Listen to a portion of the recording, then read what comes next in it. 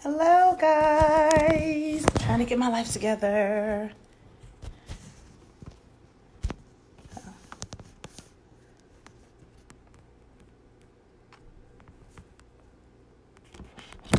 Uh-oh.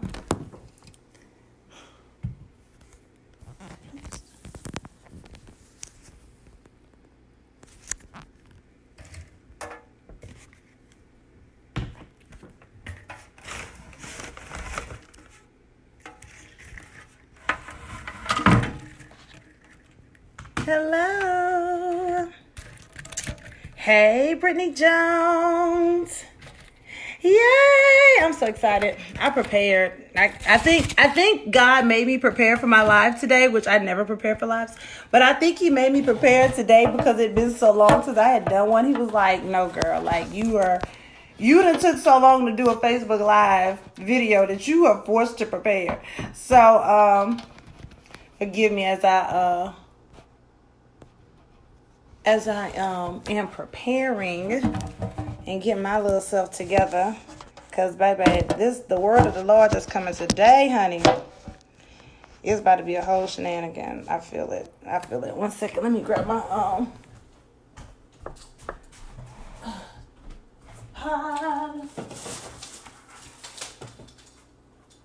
Who y'all gonna be sick of me? So I am super excited. Hello, come on in. I'm getting my life together. Okay, so y'all know I've been on the road. I've been touring on this book tour, which has been nothing short of amazing. And trying to get my life back in order, which has been a whole another kind of issue. So anyway, but God, he gave me some notes and some stuff. So super excited about that. I've been asked to host some just while as I'm getting myself together. If you are reading the book or wanting to read the book or wanting to have me host anything for your parties, planning parties, what are they called? Not planning parties. Vision board parties. I've been getting requests for to host or speak at vision board parties, and if you know me, then you know that I love talking. I love a good I love a good speaking engagement. I love sharing with people and stuff like that. So I definitely am taking requests, and they are filling up. So I'm super excited that people wanna plan a 2020 with me. I can't believe it. So I'm super excited about people wanting to plan their 2020 and have some vision board parties, because we do know that the word tells us to write the vision and make it plain. So I'm definitely finally got to figure out. Definitely excited about that. So that's been going on with me. The book is doing amazing. Thank y'all so much for supporting me and all of my 99,000 endeavors, because y'all not be doing too much else. I always got something going. And so I'm just super excited to be doing that. So anyway, I got that going. I'll stand up so y'all can kind of see my shirt a little bit. I've got this new movement that I am starting. It's called, you see the shirt says I Win the End. They're on my website too. But I've got hoodies out. I've got long sleeve shirts and stuff like that. And they're all called I Win the End. So anyway, super excited about that movement. And so we've got people sharing their stories of I Win the End, which is super exciting, because I love hearing a good story of overcoming, and I think that that's something people always want to hear, that people are encouraged by. And so so I definitely want you guys to share my live. Definitely let people know that we're here, and I finally get my life together. I'm sorry. So anyway, definitely am excited about all that God is doing in my little world. I always say my little world, but in my world. So yeah. It's been great. I don't know how I keep up some days, but but God, I keeps up some kind of way. He lets me keep up. So anyhow, I've got that going. I'm trying to think. Hey cousin, I what else I have going on? I've got that going on. I am an honoree this year for 40 Under 40 as well. So I'm super, super excited about that. And I will be this Saturday in Shreveport at the TA Presents Book Club book signing party. It's going to be a book festival of all authors from locally here in Shreveport, Louisiana. So I'm really excited to be a part of that and be able to share in that as well. So I've got that going on too. And I was really excited to see that. I was actually very shocked. I had no clue that I was being honored as a Shreveport millennial mover and shaker as well. So I am super excited just to be honored by so many people and to be inspiring so many people, because I just do what God say do. I don't really be having any plans, so I just really be out here trusting God for real, and really just making sure that I'm following his word. So anyhow, I will go ahead and get into our topic for today, if I can get my life together. Oh, I forgot to do this. 1 second. Let me set up the podcast too. This is what I get. I'll do the podcast separate. So for the people that are not on my app, if you have not downloaded the Purpose for Woman app, download the app. It's amazing. The website's on there. Quotes on there. My lives from today will be on there, and also I'll record for today. I'll probably just do a separate recording for the podcast today. That'll be the same topic, but I forgot to hook all that stuff up. So anyway, I'll do podcasts as well for this topic as well. And hopefully, how can I forget? Hopefully y'all have been enjoying Intimacy. It has been one of my biggest supported blogs that's been out, which I have several blogs on my website, but this one has really, really, really taken on its own life. So I hope that y'all have been enjoying Intimacy. Leave your comments on the site. Every week, I started last week, I uploaded it as a podcast as well. So by people who don't have time to read, but they like to listen, I've also recorded Intimacy. And even if you've read it, it sounds really different when you hear me read it. I almost can't take me reading it, but it's amazing. So every Tuesday of this month, we'll be releasing, basically, I guess you could say, the audio version of Intimacy. And so this Tuesday, if you haven't already listened, make sure you go in and listen. I know there'll be an alert tonight that'll go out to remind you to listen to week 1 so you can be on track for week 2. So thank you guys so much for enjoying Intimacy. I get so many messages and inboxes about it, and I'm just super excited that so many people are enjoying it and being a part of getting intimate, and learning about it and being a part of this journey with me. So anyway, I think that's all I had before I forgot. So topic, I've been kind of meditating and marinating on this topic and for a couple of weeks, and sent it over to Jocelyn, and I was just thinking one day, I was like, are people stuck, or are they sticking? Are they sticking it? Or are they stuck or are they stuck in it? Sticking to it, I mean. Are you stuck or are you sticking to it?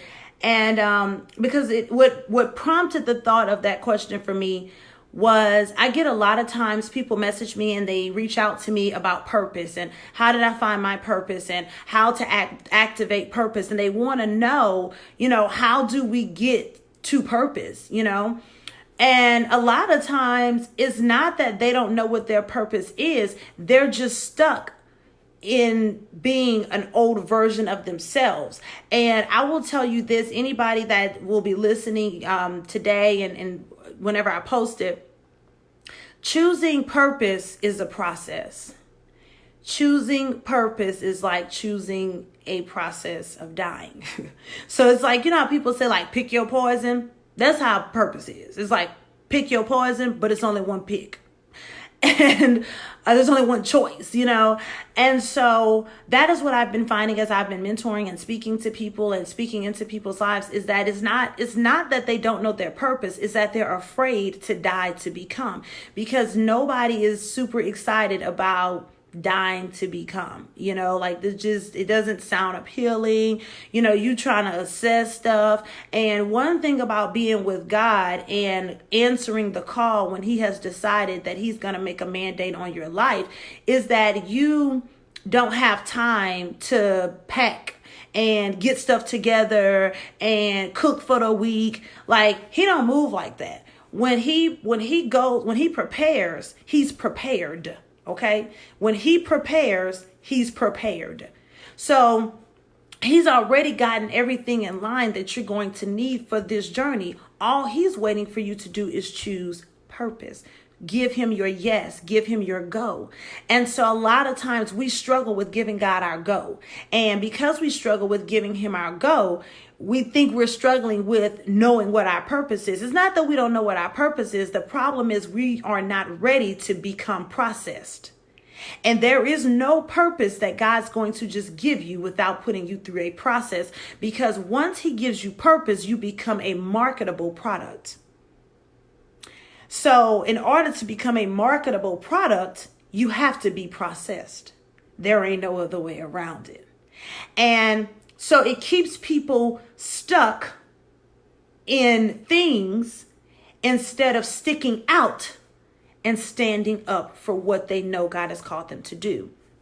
And so I'll give you my little definition as we go on. So my definition, when I think of someone being stuck in, is a person that has not decided to move on because there is either a weight that's holding them back, or they're just being held back by themselves, period. A person that's sticking it out is committed and has made a pledge not to give up. And so a lot of times we find ourselves concerned about which one are we doing. And when you are deciding to choose the process of purpose, you also have to realize that choosing that process means that you're choosing something you can't go back on. And so I'm going to share this story with you, Mama, that the journey of Purposeful Pain and even the book tour has been amazing for me and my mother. And so we traveled together everywhere. And just so happened we went to New Orleans this weekend, which New Orleans was amazing. We nearly had a sellout. I think the store had 7 books left when I left after like 40 something books. And my mom was reminded, we passed Blue Bayou Water Park. And for those of you who are not from Louisiana, that is a water park in Baton Rouge. And so my mom reminded me of a story. And she said, Lauren, do you remember when all 4 of us went to Blue Bayou Water Park? And she said, we went on that big black snake water ride. And what happened was I went down, this was in my Daredevil years. I'm not a Daredevil anymore like this. But I went down the ride first. And it was on a tube. So we had a floaty that we sat on. And I went down first, came out fine. My dad went out second. He came out fine. My brother went down third. We never saw him come out. My mother goes in, and before each time right before you got in to go experience, the worker there would say, and when you get to the bottom, just stand up. And so my brother goes down, he doesn't come out. My mother goes in, and as she is, you're on a water slide, so you got the floaty, you holding on to it, it's going all kind of ways, right? And she sees my brother caught on the side. His pants had got caught on the side of the the slide. So she pulls him down, lays him on her chest. They're on this raft and they're still going pretty fast. And my brother, of course, is very terrified. I mean, he probably was 5 or 6, I don't know. And so he's terrified and he's holding on to my mother like extremely, extremely tight. And as soon as they come out, they both go under. And so my mother is fighting to get up. My brother is fighting to get up because they both feel like they are drowning at this point. And so my mother hears the voice that says, just stand up.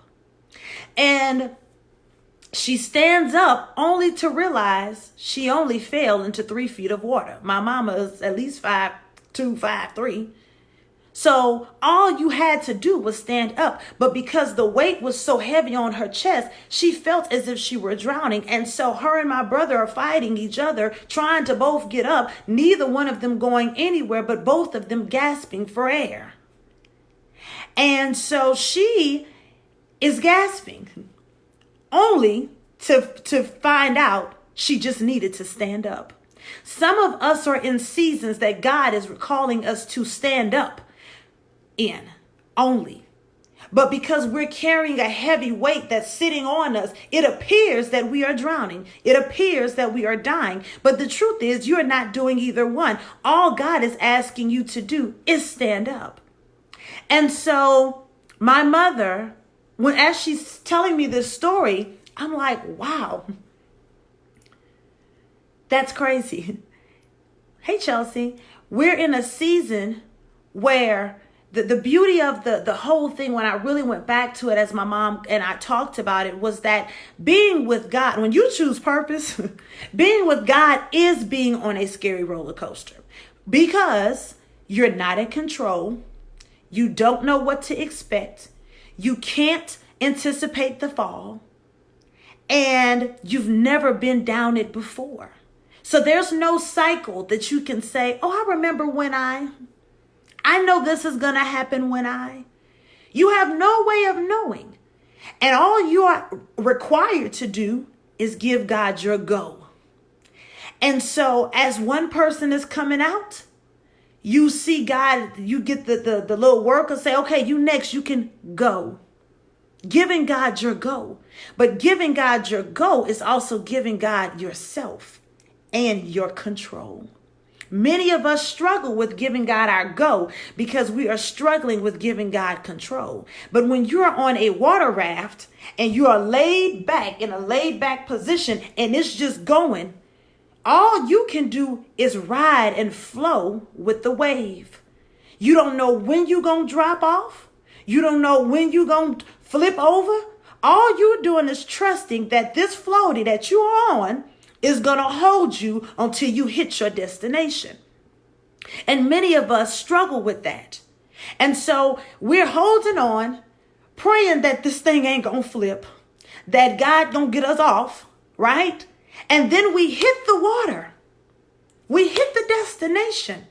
But many of us never thrive in the destination because we forget to stand up. We lay too long, we sit too long under the weight of what we've picked up, because some of us on these rides, we pick up stuff that we're not supposed to pick up on. When God sends you with a go, that does not mean you need to choose a couple of people to ride with you.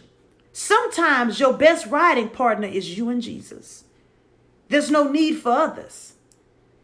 And so sometimes we find ourselves picking up stragglers that are on the way, that are headed to where we're going. And once we reach our destination, instead of us standing and knowing, we are weighted down by the thing God never designed us to pick up. And so then we're wondering about why it is that we're not becoming. And we're wondering, God, why is it that we aren't seeing, you sent us here, God, why we aren't seeing what we should be seeing? Because you picked up a weight that you wasn't instructed to pick up. And now it's weighing you down. So now you're drowning. You're drowning. And you're like, God, why would you put me on a ride only for me to drown when I got up? God said, because you picked up something that suffocated your purpose. And you perceived to believe that you were drowning. But you weren't drowning. You just needed to let go of the weight so you could stand up. My mother wasn't going to leave her child dangling at Blue Water Bayou Water Park on the side. But the issue was, all she had to do was stand up, and both of them would have felt as if they were not drowning. Oftentimes, people choose to be stuck in a situation and hide in the stuckness of it because they are too afraid to just stand up, because standing up requires you to make a decision. And many of us sit in the comfortability of stuck in because it allows you not to make a decision. But what you fail to realize is that that is a decision. You are choosing to remain in a place that God is no longer calling you to stay. You are making a decision. You just stuck with that because you're too afraid to stand out. Hi, Marian. You're too afraid to stand out. To stand up and stand out. Because that would mean then you made a definitive decision and you're not turning back. That is why when you are choosing the purpose over your will, you have to assess what can go and what cannot go. Certain people in your circle can't all go. Most times people never get to their full potential because they die at the verses. Think about it. When you go to court, or if you go into a football game, you want to know who they playing. Who are the Saints playing today? Who is LSU playing today? Because you want to know the opponent. LSU versus Ole Miss. Ole Miss is the opponent. Many of us die at the verses because we're too afraid to listen to who the opponent is. But the truth is, in God's game, it doesn't matter who the opponent is, because you plus God makes it a success. You're going to win. It don't matter who the opponent is. You don't need to assess who the opponent is. But many of us spend so much time assessing the opponent that we completely forgot who's on our team. So we die before we get to verses. We die before we get to verses. Our purpose dies before we get there. And you know what kills me the most, and this is one of my pet peeves for all of eternity, is people that say they trying. Y'all see that? I'm trying to be the best person I can be. When a person speaks, you have to listen, because words are so powerful. A person that is trying is a person that is saying, I know I'm not being who God has called me to be, but I'm too afraid of what that means if I go and be who God's called me to be. So I'm trying to be. Trying mean I'm playing with it. I'm dating it every now and again. But I have not made a decision to change, because change is only one decision. If I decide I want to put on the black I win the end shirt, all I got to do is say, hey, let me go change. I don't have to take 60 days to fast to know that I need to take a bath and change. I just go change. It's a decision.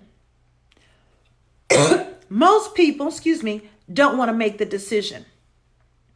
And so they allow their circle to decide for them. And there is if you ever want to see your purpose die really quick, allow people who did not hear what God told you to make a decision about what God told you to do. If you ever want to see it die quickly, let me tell you. So that's my thing on people that try. So if you're trying, and when I hear people like, oh, I'm trying, try not to call me, because I can't do trying people. In this season, I ain't trying. I'm doing. I may tell you what I'm doing, but I'm doing. I'm not trying to do anything. So if you thinking about, don't call me. Try not to call me. Try God. Don't try me. I don't want to hear about you trying. I'm sick of it. I'm sick of people trying. Because trying is nothing more than an excuse for you to extend your stay in a place that you cannot remain. I don't have time for that. That means you haven't got sold out on God. I don't have time for that. And that's what people will do. When you are headed to purpose, people, well, girl, I'm trying to get my life right too. No, you're not. What's killing you for responding to them text messages? Block his number and be done. That is not trying. That's like your kids. Get to Walmart. Come on and get out the car. Mama, I'm trying. You look in the back seat, that cell phone in their hand. They ain't even moved. They don't even realize the car park. They're not trying. They are distracted. And they've already made a decision. And the decision was to sit there and continue to watch what they're watching. They're not trying. So when people tell you they trying, they lying to your face. They not trying at all, but to waste your time. So miss me with the I'm trying to do anything. Because God don't say, well, I'm trying. He doesn't say, well, I'm trying to send my son down there so he could die for y'all. No, he just sent him. He didn't go check with the birds to see what they were going to think. So why are you checking with them? If he told you to go, then go. It ain't time for you to try. It ain't time for you to go pack up and cook and get your breakfast and all. No, that's not following God. That's you getting in your own way and staying stuck to something that you should not be stuck in anymore. You're drowning in a situation that God just said, why don't you just stand up? Everybody around you was thinking, why she don't just stand up? It's 3 feet of water. Ma'am, you're 5'3". The water is barely at your ankles. Stand up. You are higher than you see yourself because you are allowing a weight to keep you down. And people will do that when they're not ready to elevate. They're not ready to elevate. And so be watchful of the trying spirit. Okay, be watchful of those who trying, because trying is nothing more than a decision that you've decided that you ain't about to do what you want to do, what God has called you to do. And so, the biggest issue that I've seen in the process, when you have decided, God, I'm going to follow you. I'm going to follow my purpose. I'm going to live on purpose. After you stand, you have some people that take the stand. So let's talk about it. Let's talk about the people that take the stand. Some people will take the stand and they will stand up. And God will say, go. And they will go. Pack their bag, get on the plane, pack the bag, head to the airport. Here go the issue right here. Some of us heard the call, got up, we packed. Some of us pack heavy. Some of us pack light. Some of us don't really assess all the stuff we pack. And if you are me, I pack a lot. That's why I like to fly Southwest. I'm going to bring 2 bags, a book sack, a purse. I'm going to pack too heavy. I am that person. I am her. Okay. Well, this is the issue when you headed to purpose, though, is that there's levels to packing. So in your friendships, in your 2020s, when you're sitting here and you're thinking about you pursuing everything God has called you to pursue, you have to first assess who is going with you and what are you bringing? What are you carrying? When you are packing and you get to that counter and you got your bag, some bags just need to be checked. That would be what I call my friends that are just friends. Okay? People that are, you have some people in your life, in your circle, and many people that know me know that I have a very big circle. Some people believe because I have such a big circle that I'm just open, honest, and friendly, and just everything with everybody. When you choose purpose, you then choose that there are levels to you. I have levels to me. You can see me in a room and I done probably took 30 pictures, spoke to 50 people, prayed over somebody and everything else. And you be like, oh, she know everybody. No, that just means they're familiar with me. That don't mean I know everybody.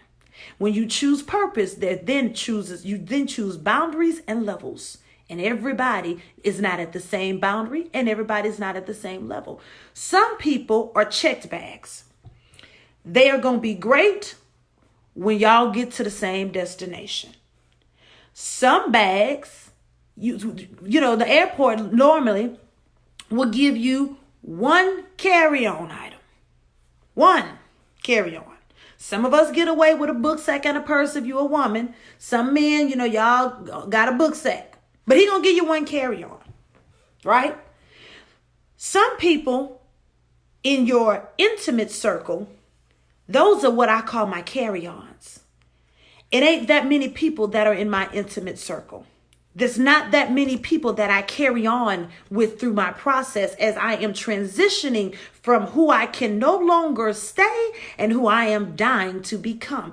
Everybody is not made for that process. And so as everyone is not made for that process, some bags just gotta be checked. Because some of the stuff that you're carrying in that suitcase, hey mama, some of the things you're carrying in your suitcase can't make it through TSA. They gonna get thrown away.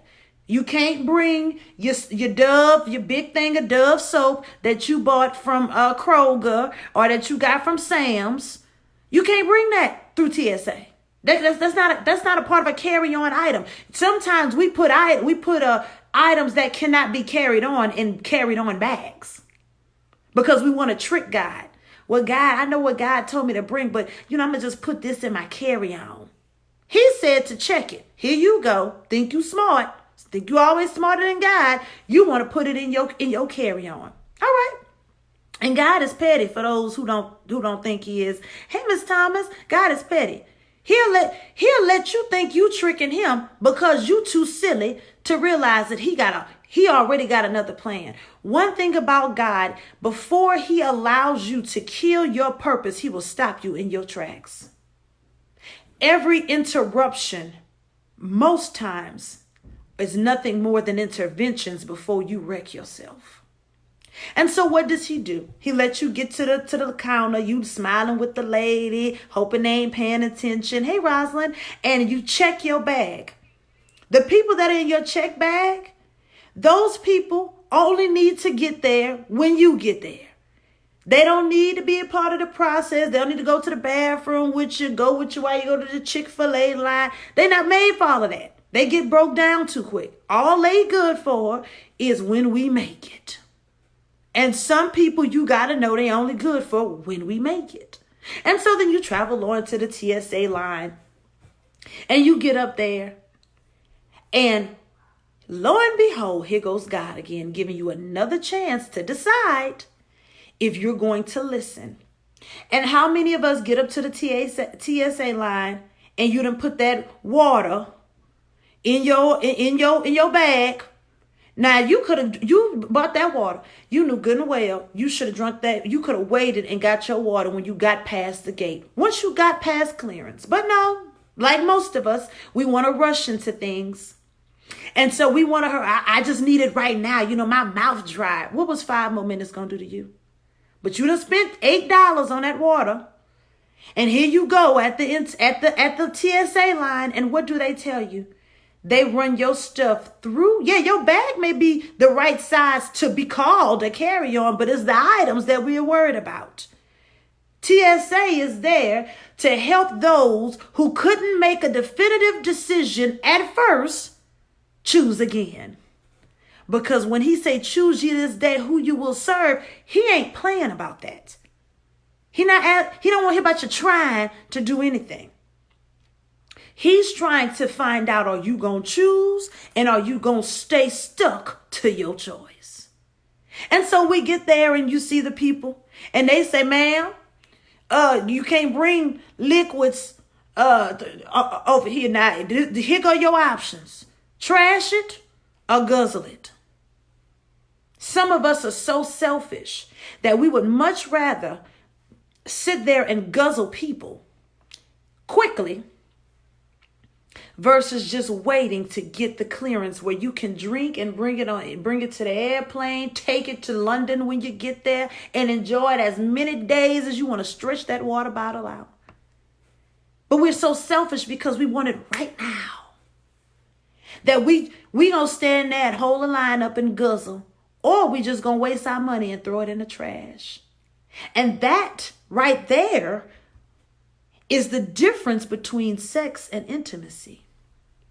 Many of us will settle for a cycle that it never changes, that we can't leave, versus preparing for the season where we're allowed to bring items on longer than expected. And so we hurry up and we just want to go. But this is what you need to know about that. It's something that it's like a wave. It's quick to come and quick to go. And you're left empty, trying to pick up the pieces, trying to pick yourself up, and you trying to figure out, oh, Lord, what hit me? And then you're left with the remnants of what hit you. And so we don't want to choose. We rather just hurry up, run through folk, versus taking the time to know them. Because if you took time to know them, you would have already known that they were a checked bag item. They didn't say you couldn't fly with water. They said you can't go through TSA with it. You could have just checked the bag. You could have put it in the check bag and savored it. But no, you wanted to hurry up. You wanted it quick. You wanted it to give you your fix. And there you went. And now you over it. This is one of this is the thing that people oftentimes don't get. Most times we don't pay attention to, are people weighing us down or carrying us through. When you are on a process to purpose, you need people that are intimately connected to you, which means they have to know you, right? They need to be your carry-on, because a carry-on, the power of the carry-on is that you can quickly get to it if you need it. If you need a word, you can quickly get to your Bible. If you need your phone, you can quickly call somebody. Why you don't check your phone in a check bag? Because you gonna need it on the way. And that's how your intimate circle of people have to be. And you have to be able to assess people properly. We're so quick sometimes to throw people away because we think it's them, when it's not that it's them. It's that they're not properly aligned in our lives to be productive for us. So it's not that they don't produce anything, it's that you don't have them properly aligned in your life. You got things that need to be checked in on the carry-on, and you got stuff that's in the carry-on, then the checked in that should have been on your carry-on. And there you go, rushing through them, frustrated. And that's when the enemy shows up, because his whole idea in this whole thing is that he never wants you to stand up. But listen, God gives you a warning in the beginning. I told you, before my mother went down the tube, the man said, and when you get to the bottom, stand up. But oftentimes we forget the word of God because the distraction becomes the attraction in our mind, and it takes precedence over what we've heard. God said, what did he tell Lot and his wife when he told them to leave? He said, just leave and don't look back. But we forgot the word. And a lot of times that's what we do. We forget what God said because the distraction has now taken priority over what God has said. And then we mishandle it. And then we're frustrated. God, you done sent me on this goose hunt, and look at what it looks like. First of all, when God puts purpose in you and he allows it to be activated in you, Because everybody has a purpose, but everybody's purpose is not activated. When he puts it in you, he's already prepared in you everything you need to be successful for the journey. The reason most of us don't make it to the destination successfully is because we mismanage the oil that he gave us to make it. We too busy oiling stuff that don't matter. We're supposed to be like my grandmother say, rationing it out. But we're not rationing. We guzzling it all down our throats on the first day. Then we mad because God done sent us there for 5 days. And by day 2, we don't have anything. And then we said, God, well, how we going to do this? You only gave me. He said, I only gave you what you needed. You mismanaged it. And now you're frustrated. And now you want to turn back. And now you just much rather stay stuck in where you are because you're too afraid to stick it out. So you sit there with whatever it is you picked up that God didn't ask for. And you sit there. And one thing about traveling with God that I love and that I can appreciate is that he only requires identification. If you lose your cell phone in the airport, that don't mean you can't still fly. But let you lose that passport and you over there in Europe, you may be stuck there a few more days. The power of the identification is we need to know who you are. You have to be properly identified. So why wouldn't you properly align what you are bringing on the journey if you know you got to be identified right? That's why it's so important when you're choosing the journey of purpose to understand that this thing is a holistic view that God looks at. It's not just no cute thing that you can do a one and done and it's going to work out and we just going to make it. That ain't how this thing works with him. And so many of us are late for the plane, get lost, can't get there. We mad when we do because we're weighed down. We picked up a bag that probably just needed to be checked. So you need to make sure that you thank God for TSA when you're traveling and flying, because then you get to really make a decision about who you're going to be and who you're going to trust. That's God's way of giving you another chance because you don't listen to get it right before you make it to the destination, because the idea is that he wants you to be a marketable product. But he also understands that you have to be processed in order to do that.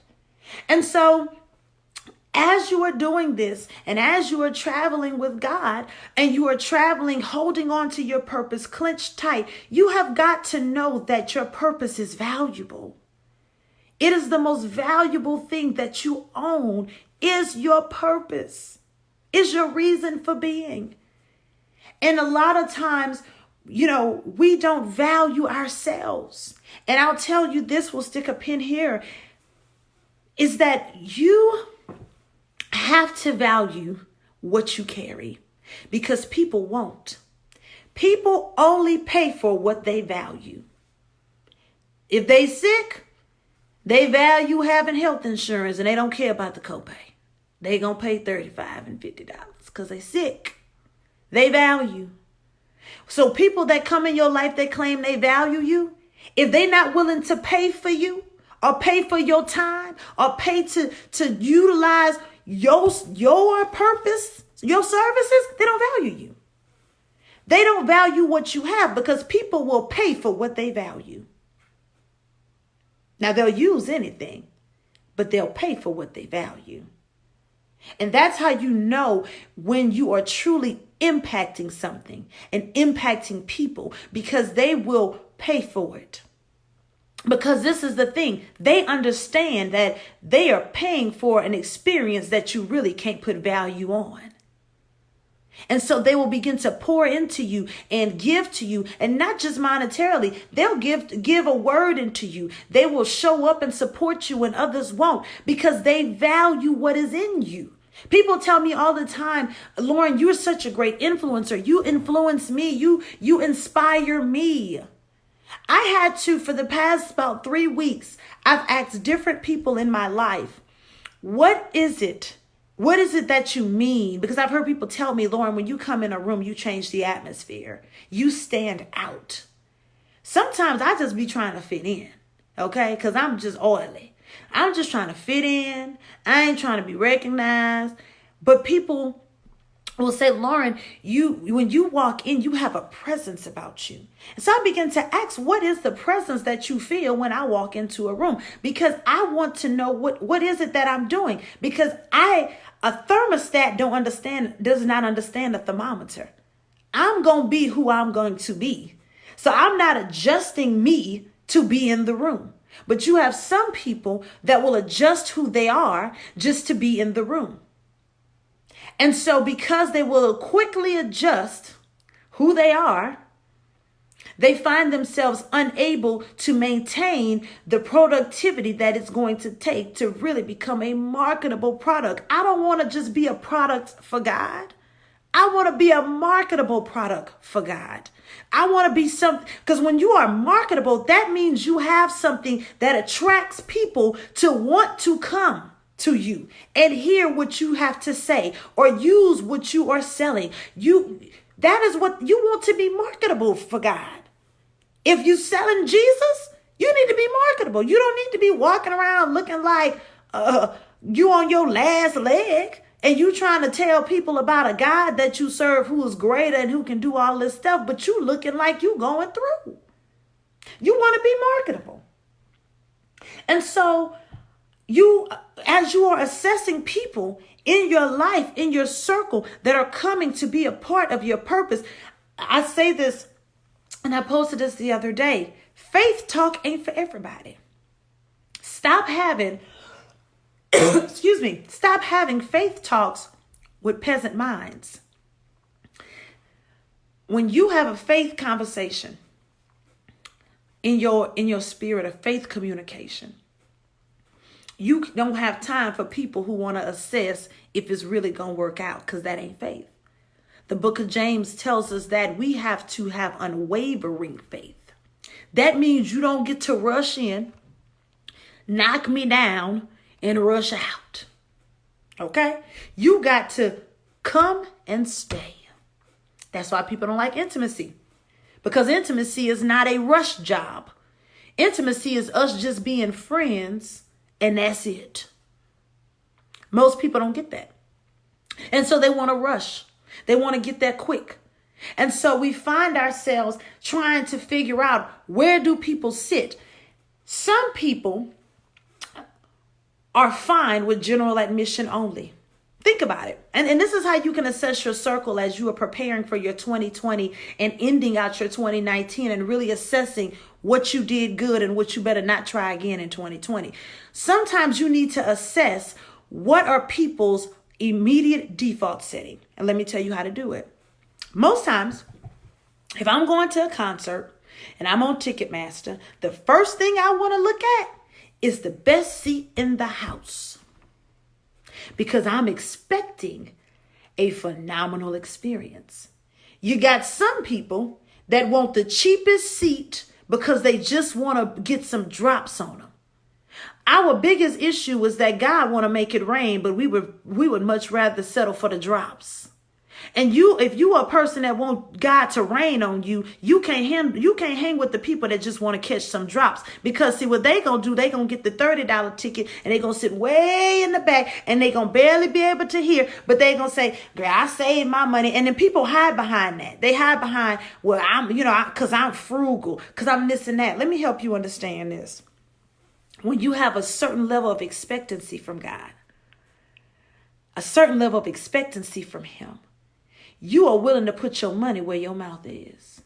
You are willing to go further than the average because you are expecting something supernatural. How is it that you're expecting something?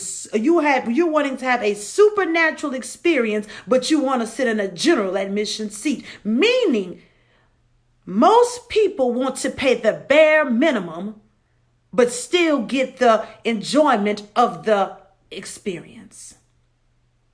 Those are not people that can walk with you through the process of purpose. Those are people that need to be a checked in bag.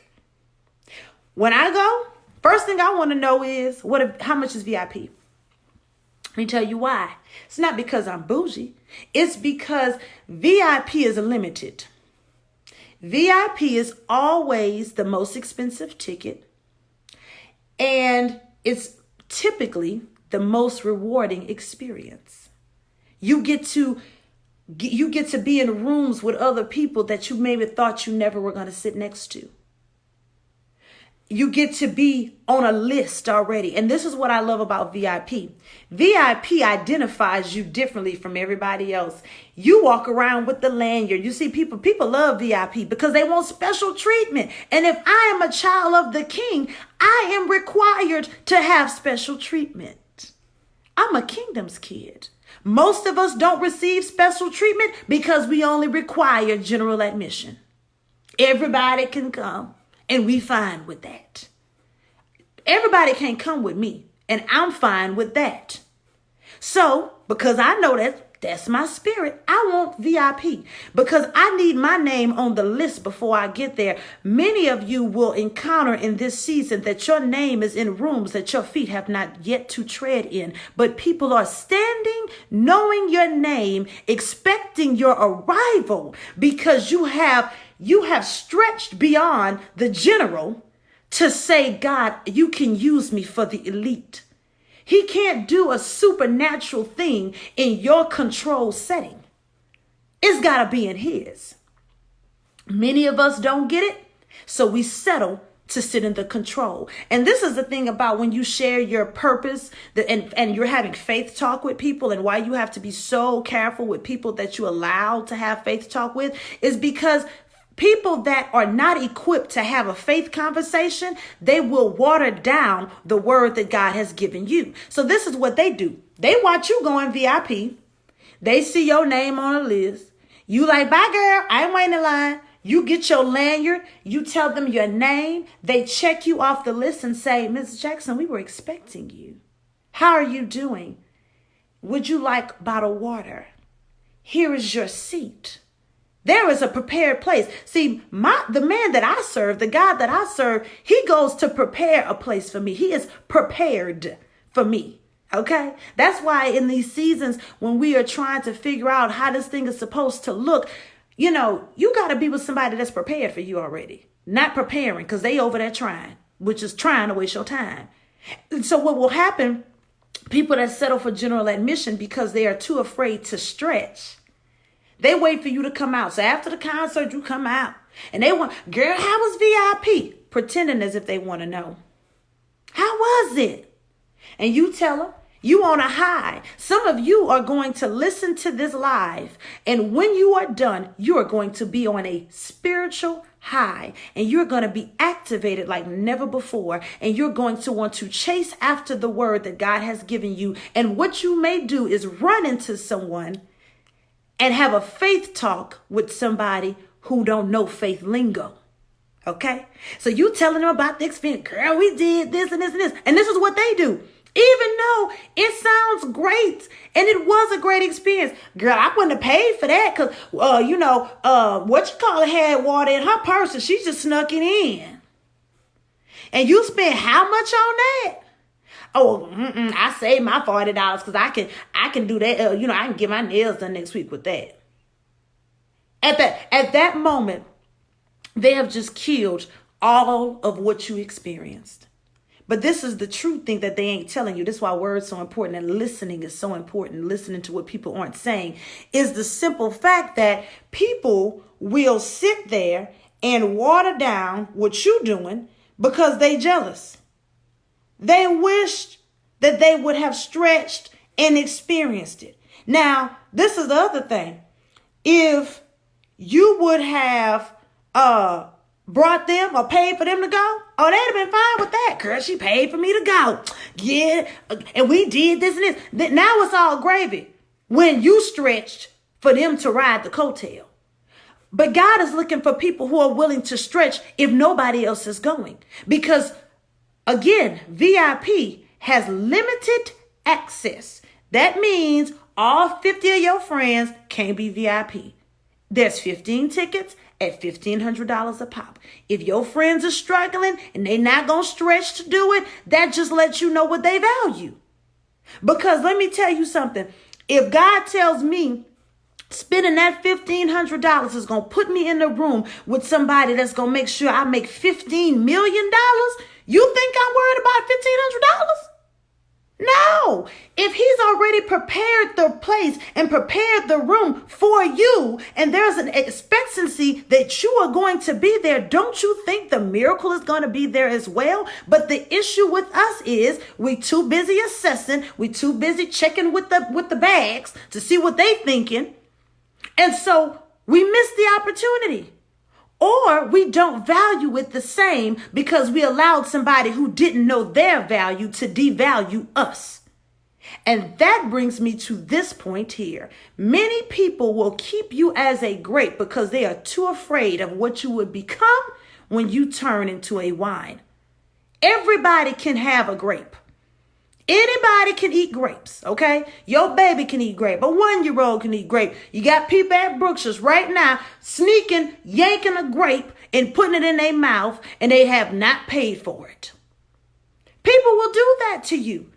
They don't mind. As long as you're a grape, y'all can hang. The issue is when you got to go away to be processed. That's when you find out if people really for you or not. Is when you have to go away to be processed. And when they don't know what that's going to look like when you come back. And so what they will do is they will say, well, I need you.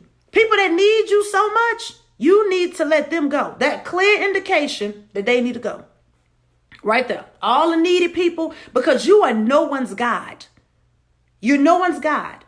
So if people need you so bad that they got to be attached so bad to you, to the point that they are stifling who God is calling you to be, that is God telling you they need to go. Stop holding on. They will have you looking foolish, because ain't nothing crazier than a woman that's 5'10" thinking she drowning in 3 feet of water because she's weighed down by something else. They gotta go. They can't roll with you. And that's the thing. People will do that. They'll sit there and be like, well, I don't know, girl. I would, I don't know if I want to, to do all of that. They talk down on you. Oh, because she thinks every time we try to go, she always got to go, spend this kind of money. Let me help you understand. I sow where I'm growing. You got some people like, oh, I hate paying taxes. No, I'm enjoying paying. Let me tell you why, because I ain't trying to sit here po-mouthing, sitting as a grape. I'm wanting extraordinary things. I'm wanting to use the wealth that God gives me to impact his kingdom. I can't do that if I'm poor-mouthing and barely making it. So if being with God, the reason people don't mind being a grape is because there's no requirements for that. You ain't got to do nothing special to be no grape. You ain't got to be nothing special to be no grape. All you got to do is sit on a stem. It requires nothing else, which is why most people settle for being a grape and have grape mindset. But it takes few people to choose to want to go through the process of being a wine. And last I checked, wine costs more in the store than grapes. And there's a reason. To whom much is given, much is required. God is not going to pour so much oil into you for you to waste it on the ground. And so some of us try to stay stuck in, but the truth is you still stick out. Sometimes I go places, I wear hoodies, I wear baseball hats, I wear workout pants, and I wear tennis shoes because people assume I'm princessy and I'm probably going to come in there in a ball gown and heels. When the truth is, if it was really up to me, every day I wear workout pants, a t-shirt, tennis shoes, and a baseball hat and not comb my head.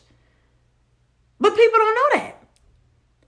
But see, because they don't, the issue is they don't know how to deal with me.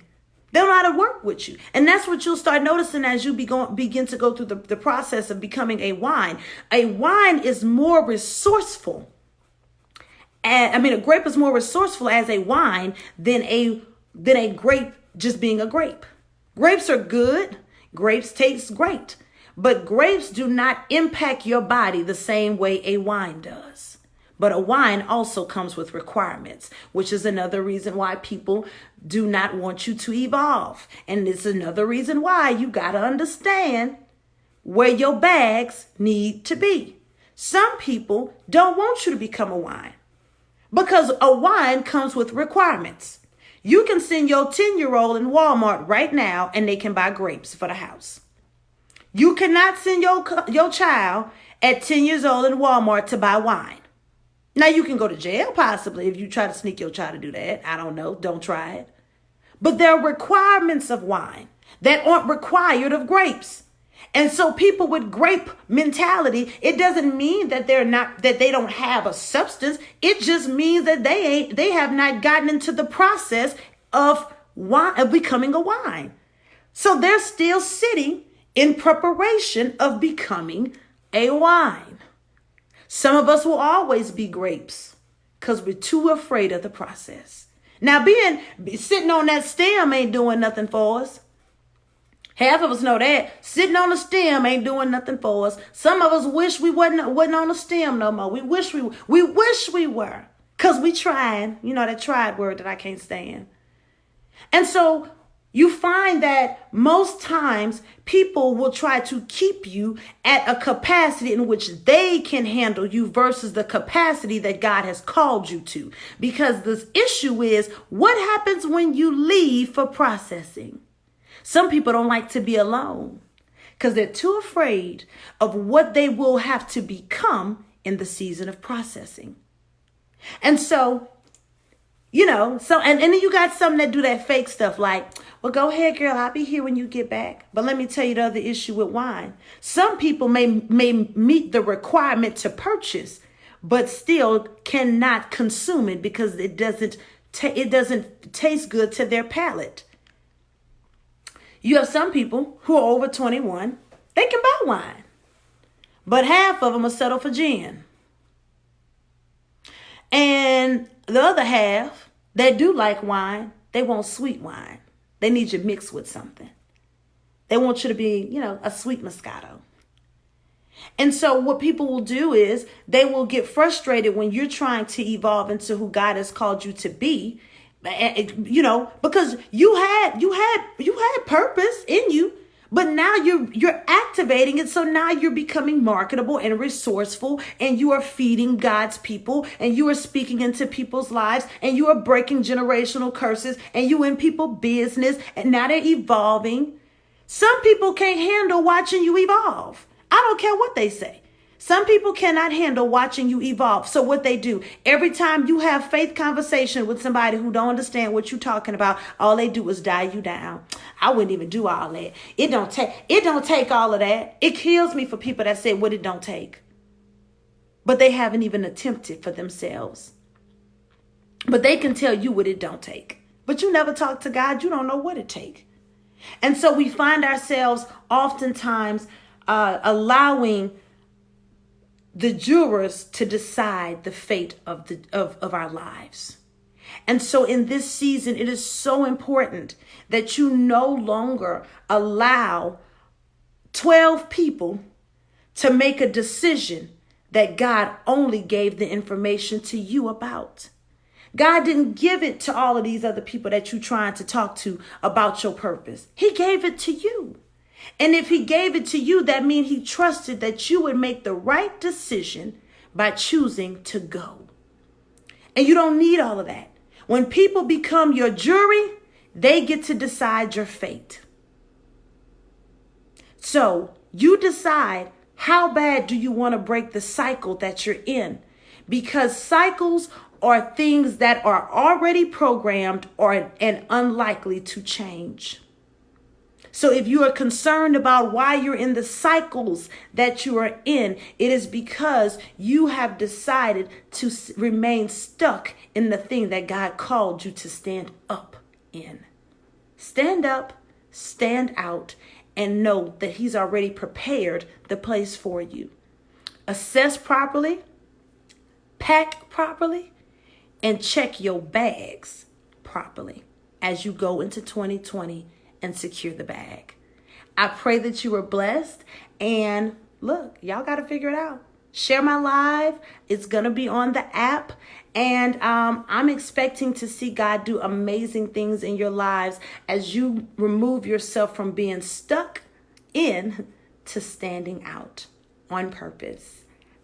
Bye, guys.